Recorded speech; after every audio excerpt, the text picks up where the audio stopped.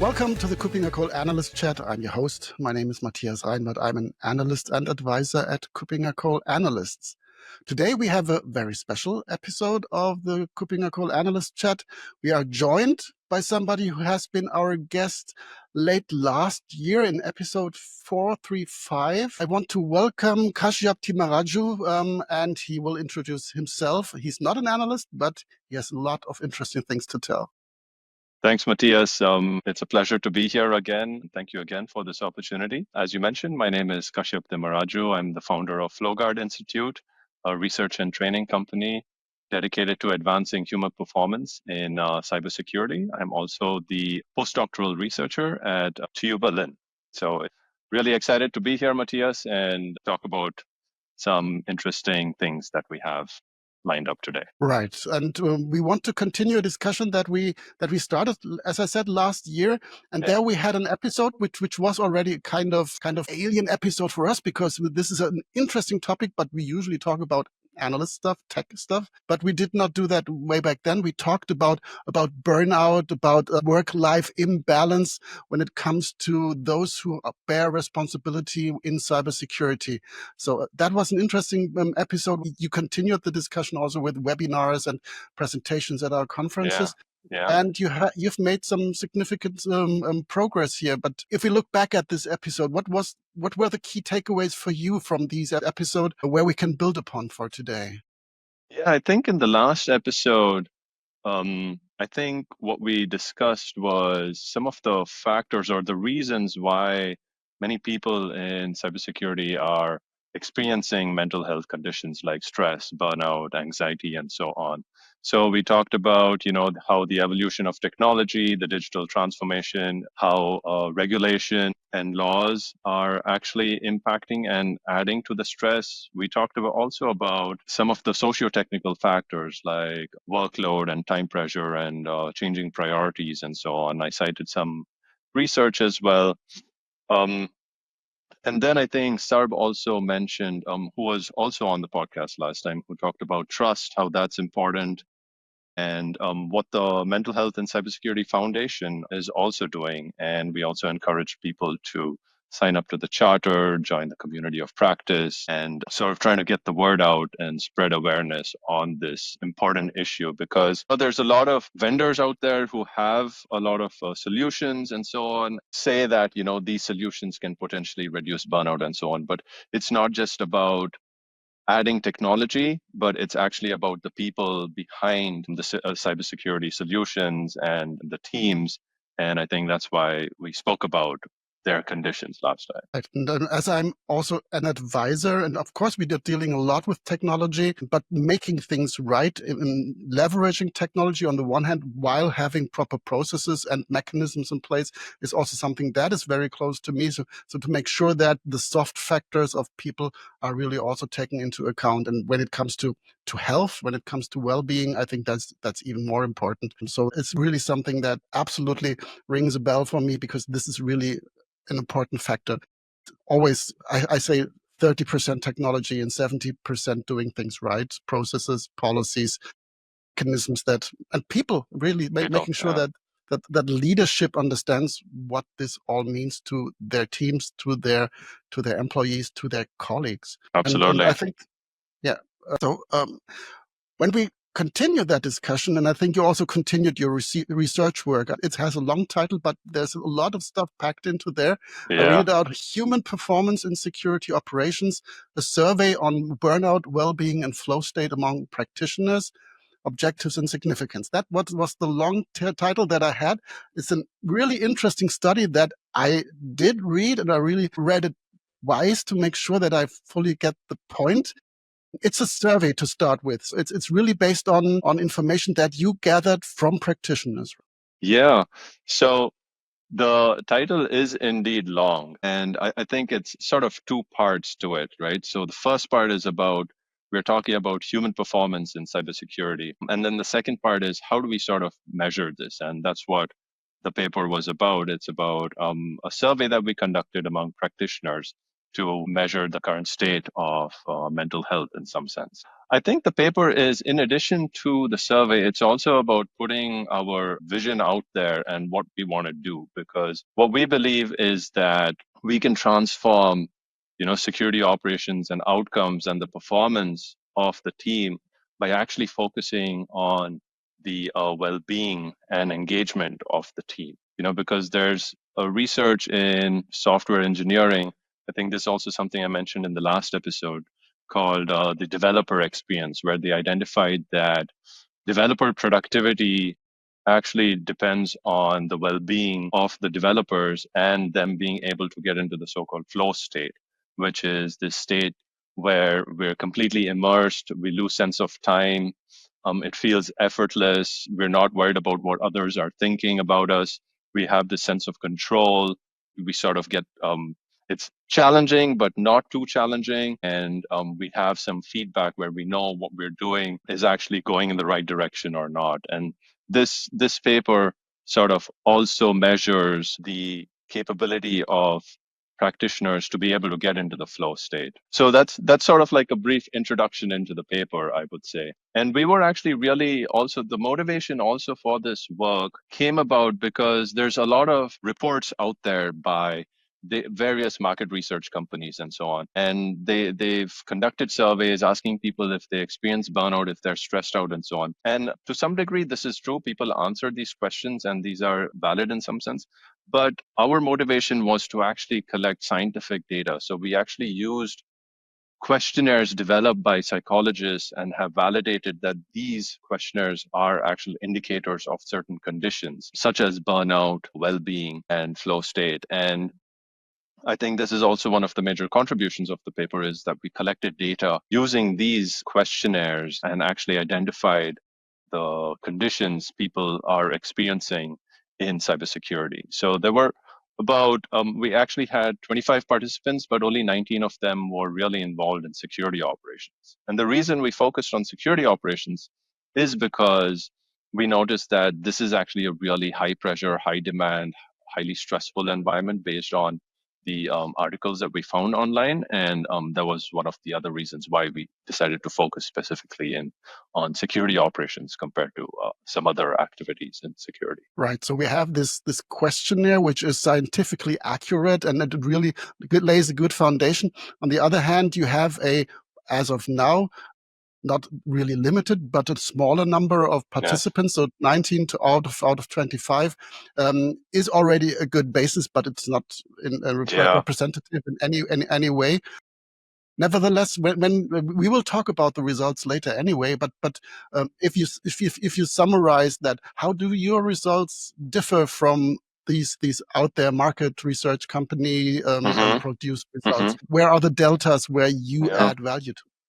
Yeah, that's actually a really good question, because there's a lot of research that talks about burnout. And what we did identify is that is indeed a phenomenon that we observed. There were many people who there were at least 6 out of the 19 who fell under the high burnout category. Of course, there could be more, but what we also observed is the number of participants who answered the burnout questions were actually considerably less compared to the questions on well-being and flow state. So when it comes to stress and burnout, we observed the same thing that some of the market research and the other surveys that are there are. On the other hand, what we really added was to look at well-being and flow, because most of the research out there is focusing on the negative aspects, but they've not really looked at what their current state of well-being is and are they really engaged. And this is where we added real value to the research, and we identified, which dimensions of well-being people are faring well in and not. They also correlated with the burnout. So when it comes to burnout, people feel exhausted.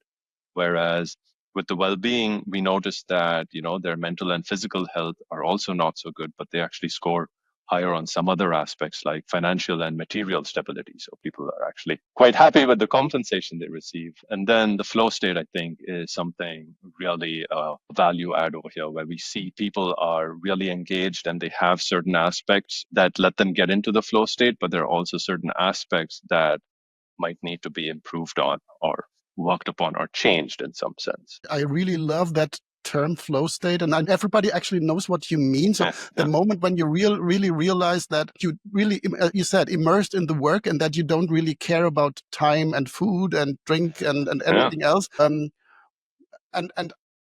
in my spare time, I'm a musician. I know that mainly from there, with creating music, composing music, and doing that, that usually leads to the situation, oh, where did the time go, and what happened in the meantime? Yeah.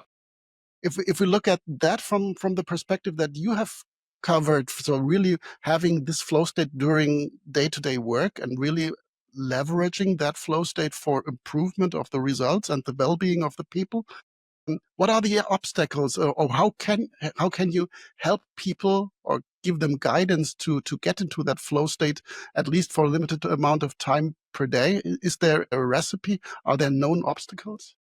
Yeah, it would be nice if we had like a manual that said, step one, step two, step three, and then you're in flow state. Of course, in a nice lab setting, that might be possible, and certain activities are more conducive to flow than others. But there are certain concepts that we can sort of base our thoughts on or our actions on to be able to get into the flow states. I think the most important aspect to be able to get into the flow state is what's known as the flow channel. And this is choosing, or whatever activity we have, that activity has a particular challenge level to it, a challenge, and we have certain skills to that particular activity. To be able to get into the flow state, what's really important is the activity is not too challenging. So it should slightly exceed our skill level, because if the task or the activity is too challenging, it makes us feel anxious or frustrated. And if it's not challenging enough, it feels boring.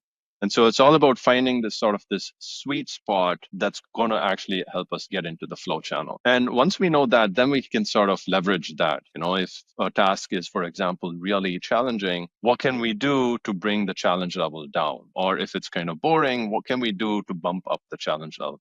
And this is actually an aspect I'm really interested in, because I think LLMs are is a very interesting technology that could perhaps help us.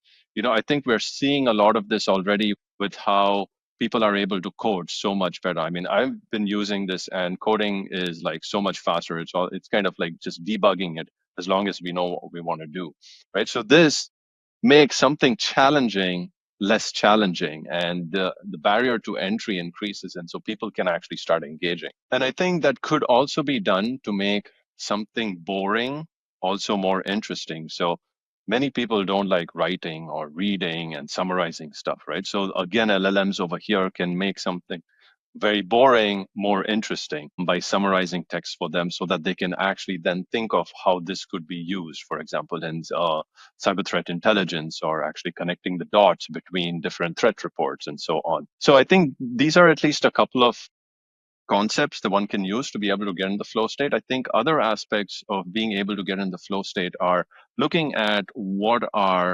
enables one to get into the flow state. So do we have enough feedback? Do we have a sense of control? I think this sense of control, autonomy, agency is very important. This is also something I mentioned last time. So reframing is one way of doing that. Speaking with our team, our managers, our supervisors, or whoever it is, leadership, to be able to have a sense of autonomy in the work that we do helps us get into the flow state. There's also what's another really important aspect of being able to get into the flow state is the so-called autotelic experience, which is doing it for the joy of doing something rather than doing it for the outcome. And that might be a slightly harder thing for people to maybe apply in their work. But I think if people are really aligned with their values, their meaning, their purpose, and the goals that they have, why they're doing this, and if this is going in the right direction, that gives them the sense of reward. For example, when I do my research, of course it's painful, it's hard, there are things that I don't like, but there is this sort of rewarding feeling that we get by actually doing the research, or going through logs, or finding a true positive from a bunch of false positives, for example. So I think this is sort of like having that so-called what one of the founders of Flow, Mihai Csikszentmihalyi, said is to have this so-called autotelic personality, where we just do things because it feels rewarding and joyful to us. If I think of other aspects, I mentioned goals. I think clear goals are also really important, that we know what we're doing and why we're doing it.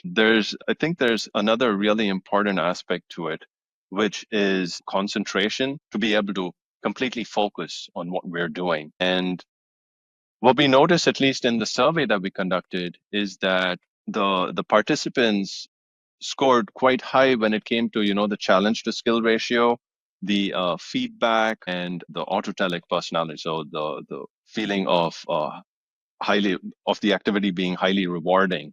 But when it came to concentration and autonomy and feelings of self-consciousness, that is worrying about what others might be thinking of them, these were aspects of flow that the participants actually scored low on. And I was actually speaking with a psychologist, a researcher who did her PhD on psychological safety. And it seems like, feelings of self-consciousness and worry about what others might be thinking, or sense of insecurity, self-doubt, and so on, are quite linked with psychological safety.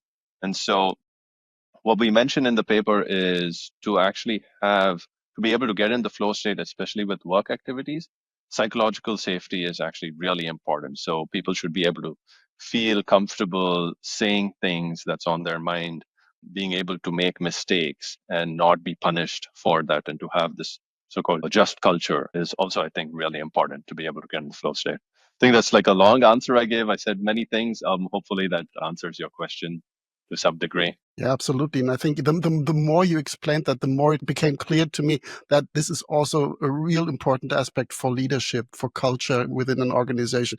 This is only partially something that somebody can do for themselves, but they really need the support within the organization, within their leadership, within their colleague, with their team, to allow for everything that you just described, for this culture of being allowed to fail and identify mistakes and correct them and get better and get into the flow. Yeah, I yeah. think the leadership involvement is really important, right? Yeah, absolutely. I think also, if we think of it, in the survey that we did, we were measuring individual flow, but there's group flow and team flow as well. And these are also aspects that we're really interested in, because at work or as a security team, it's not just one person working on something, it's a whole team that actually works towards defending an organization, or creating detection logic, or going through reports and so on. And so there needs to be this sense, collective purpose and shared goals, a collective shared goal that everyone works towards. And I think this is also something we're really interested in looking at. And so what are the conditions required or necessary to put in place so that the entire team, the security team, can get into flow? And like you mentioned, it's leadership. Not only it's about making them aware of this, but also taking action to be able to sort of provide a conducive environment for this. And I think that can be a huge opportunity, because if a company or a team or an organization is able to adopt this perspective and this philosophy, they're not buying any technology. So you're not spending hundreds or millions of euros or dollars to do this. You're actually changing the way you work and actually getting the benefits and improving your security without actually adding new technology. And this is also something that we really believe in. So transforming productivity and well-being and outcomes through non-technological approaches. I fully understand it, and I think it makes perfect sense, because there are usually enough tools around, but leveraging those apart from the first 20% that you typically use, and getting better in deploying those tools and making teams work much more efficiently. I think that's the way to move forward here as well. Usually Yeah. enough money is spent on tooling.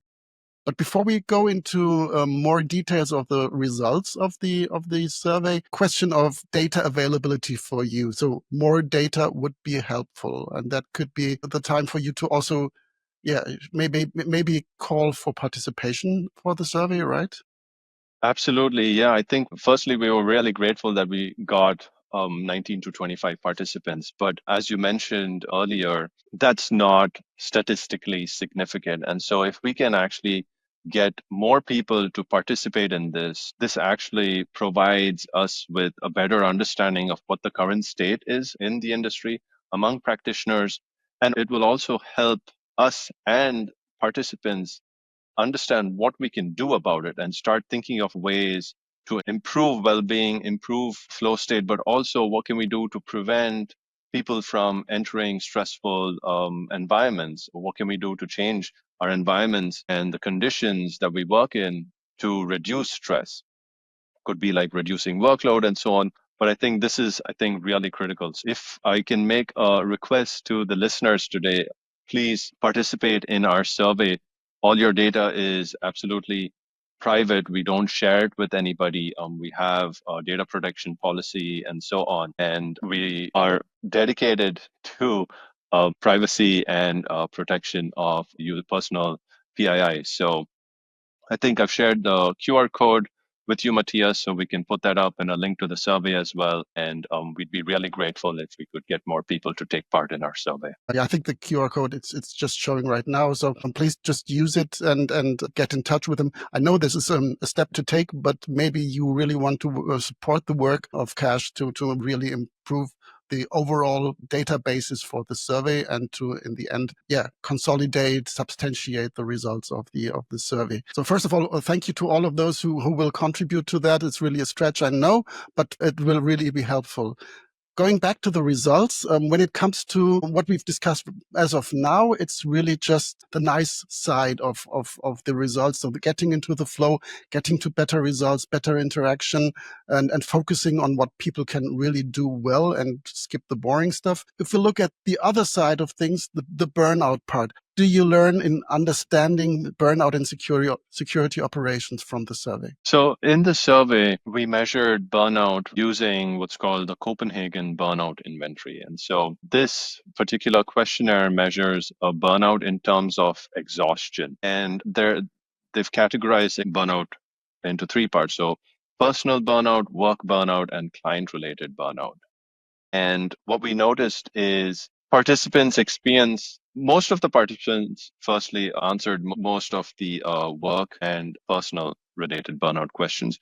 There were rather fewer people who took part in the client related burnout because not many people work with clients. And what we observed is that this feeling of tiredness and exhaustion is quite prevalent. And this is either from work related activities or in their personal life as well. The reasons for why they feel this, that was not measured in this survey. That would require further research. However, there have been a couple of papers published that have tried to understand what are the factors that lead to burnout. I think I mentioned this last time, where they looked at incident responders and identified some of the factors over there. However, in our paper, we were purely focused on a quantitative approach, which is using the survey. I think what we want to do as sort of our future work is to take this forward and answer the question that you have exactly posed to us, is to what are the reasons or what are the socio-technical factors that are leading to burnout? And this is to answer this question is not easy because it depends on the individual, it depends on the organization, it depends on various aspects like the workload they face. And what we want to do over here is to apply a sort of like a mixed method. So can we combine surveys with interviews, speak to people and identify what are their reasons or what are the factors that are actually leading to burnout for them? And to do this across different, let's say, security operation centers, but also between different roles, because incident responders might have a different workload and stress levels compared to, say, someone working in threat hunting versus someone in red teaming and so on. And so this is actually an aspect that we're really, really interested in looking at as part of future work. But what we can say from the survey is that exhaustion is definitely what they're feeling, but why they're feeling it is not really answered through our research. Right. And if we look at your future research directions that you working on, do you think that the methodological and also the theoretical foundation for this specific area of burnout and flow in cybersecurity, is there already a good enough basis, or is this also some groundwork that needs to still be improved? Yeah, so there has been to date one paper that actually came up with the theory for burnout in security operations centers. And this was done about 12 to 15 years back. And I actually met with one of the professors who was part of that work. And recently, when I presented our paper last month, I believe it's actually time to actually revise that and also look at it more broadly. There is actually really, apart from that one theory, there is no real work out there that provides a theory or an explanation for why this is happening. There are, like I mentioned earlier, there are different reports out here that say, I'm feeling stressed because of this, because of that, but there's no like there's no fundamental theory or a foundation on which this is based upon. And this is something we strongly believe needs to be looked at, especially using some kind of scientific methods. If we for the final part, look into operationalizing your findings. So what I think many of the audience out there, they are really just thinking about, what can I do to help my team? How can I maybe even identify signals that things are not going wrong or people are subject to too much stress and that should be improved? What are some, I don't know if this is possible, some hints, some guidelines, some recommendations that the individual or some team leads, management, culture shaping people would like to take from you? Is there anything you can share?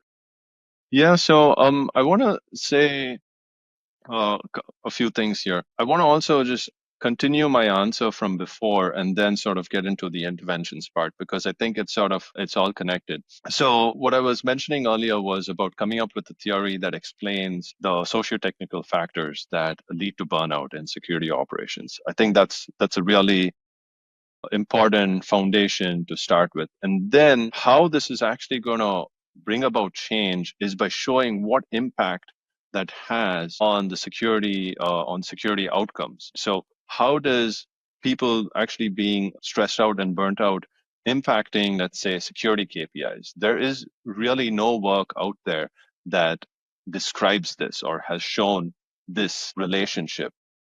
Like I mentioned, there was a theory that described burnout, but its impact was not described. So this is also something we're really interested in working on. Then once we know this, we can then start to come up with interventions on what we can do to reduce stress, prevent burnout, and improve our well-being and flow states. So that would be like a really targeted and methodical way of approaching this, because I think what's important is to choose the right factors to address, because if we don't know this, then we're sort of just guessing and sort of trying to address something that might not actually be the root cause for these issues. Nonetheless, I think people have a pretty good idea sort of intuitively based on their experience in an organization and what they're working on that might be impacting them. So I think workload is pretty huge. This is what some research has already pointed at.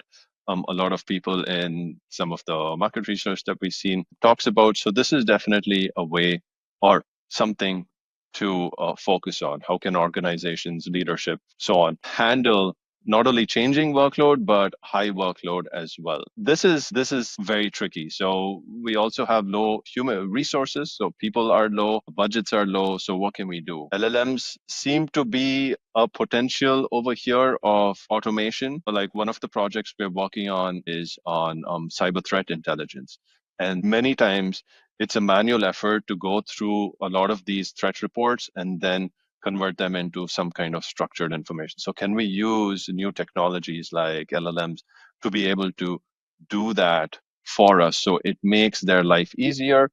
It reduces the boring, mundane, frustrating work. It speeds things up. It reduces the workload also, because now you can actually process so many more threat reports, and people might feel more motivated and interested in doing things like this. So I think that's something one can do. I mentioned psychological safety. I think that's also really important because we want to create an environment in which people feel safe and are able to express their current state of being.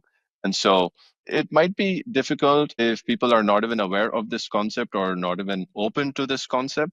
But a lot of research shows that psychological safety is a really good predictor for performance and well-being and reducing stress and burnout. So I think that's another really important aspect to follow. Apart from that, I think resilience is really important. There's been a lot of research on resilience. There's a book that I read recently. It's called Tomorrow Mind. It's by Martin Seligman and Gabrielle, I forgot her last name. I think that's really important because they talk about this concept of VUCA, which is volatility, uncertainty, complexity, and ambiguity. And these are some of the reasons why it's also so stressful. And this applies to knowledge work in general, but it applies to cybersecurity as well. And so, what can we do to improve resilience? Because if we encounter a stressful situation, it's also our mindset to that stressful situation. Are we going to think of this as something very stressful and then get stressed out, feel anxious, and not be able to accept the challenge? Or do we think of the particular situation at hand as something that's going to make us feel excited or we're curious about and we're going to be able to solve? This is actually a really important concept to keep in mind when we come up with such a stressor, for example. That's known as the appraisal process. So, do we appraise something as a stressor or as a challenge or a hindrance? Resilience training, coming back to resilience training, I think this is super huge. If we can have some training for leaders and individuals to become more resilient, that's super important. There's concept of anti-fragility and so on.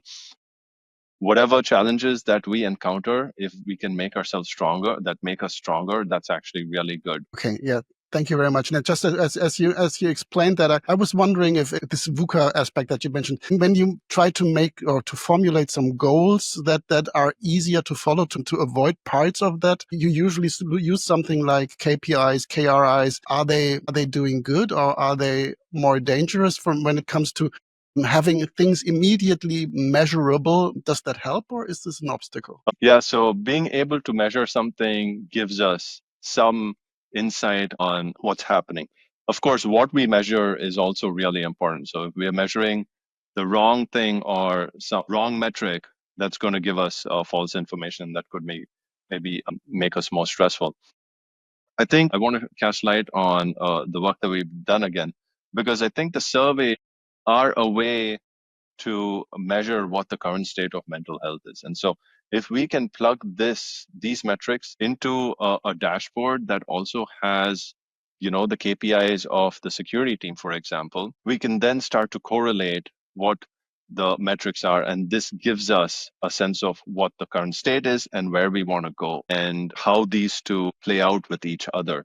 So if people are experiencing their scores on burnout are actually increasing, is that actually impacting your, let's say, mean time to detection or the number of tickets you're processing and so on? Different teams have different metrics. So that's actually also, I think, a really important aspect to consider. I think quantifying something, putting a number, just makes it a little more tangible. But of course, there is the other side to it that then we start to sort of play the game of increasing numbers rather than, let's say, considering our team, our colleagues, and actually choosing the right work, because then we might fall into the risk of choosing tasks that actually increase metrics versus actually choosing the tough ones that might not actually bump up metrics, but are actually really critical and, let's say, difficult and need to be done, but might not actually drive up metrics. So there is a it is sort of double-edged over there and needs to be taken. Like there needs to be a balance. So whoever is monitoring that and making decisions based on that should also be aware of these aspects of incentivizing metrics, if that's a good thing, or if people are actually working towards that or not. Thank you. Really interesting. First of all, I want to encourage our audience to participate in the survey. The QR code should be somewhere around here, and really support Kash in improving the databases to work upon. That would be a good starting point. Second is the question to the audience, and this is an unusual episode. This is an unusual topic for me. I'm a layman here, and you can hear that from my questions. Is this interesting to you? Please let us know in the comments to this episode on YouTube or wherever you are. Please do leave a comment. I'm really interested in your feedback. If you also want to hear these a bit outside topics of what we usually do, and to have such interesting guests like Kash joining us again, this would be really helpful for us. Thank you for that as well. And as I said, I'm the layman. Before we close down, Kash, are there any questions that I did not ask that you would like to have mentioned here? Anything you want to close down this episode that you want to be considered by the audience? Thank you. I really like that question. What's the question I didn't ask? I asked that too. Let me see. I think we touched upon the survey that we did, sort of like what we're looking to do with our future work, what we can currently do, what people can also do on their own, what organizations can do. We also touched upon, or asking people to participate. So I think that's also really helpful. Thank you again. Dear listeners, if you've heard that and you've actually taken action on that, we're really grateful for that. Anything else that you didn't ask that I'd like to have? I think apart from that, it would be nice if you've been listening and you're interested in participating in our research, not just a survey, but if you think your organization would be interested in sort of taking these concepts further, like trying out the survey and putting it together, putting it alongside your dashboard and correlating the metrics, that would be super useful, because what we've noticed from the research and our own experience is being able to get into a SOC and to be able to try this out. And if you are interested in sort of taking this study further and sort of want to try a new approach to improving the effectiveness of your SOC, please do get in touch with me. I'd be really grateful to speak to you about it and to be able to this research and this concept further and actually make an impact in a real SOC or in real SOC. So yeah, I think that's the one thing I would like to add. Thank you. And that would be the latest point when we have results from that we can talk again. So I think that would be really something where that correlates, on the one hand, improving health and well-being and the flow state, and on the other hand, really getting to better results in the SOC. That would be really interesting to see. But I think we will talk about again soon. So thank you very much, Kash, for being my guest today, for sharing your knowledge, for your expertise in this specific area. This is really helpful and interesting for me as well. So I love to do these episodes. I hope the audience as well. Looking forward to having you soon again. And again, thank you for joining me today. Thanks, Kash. Thank you, Matthias. Thank you. Bye-bye. Bye.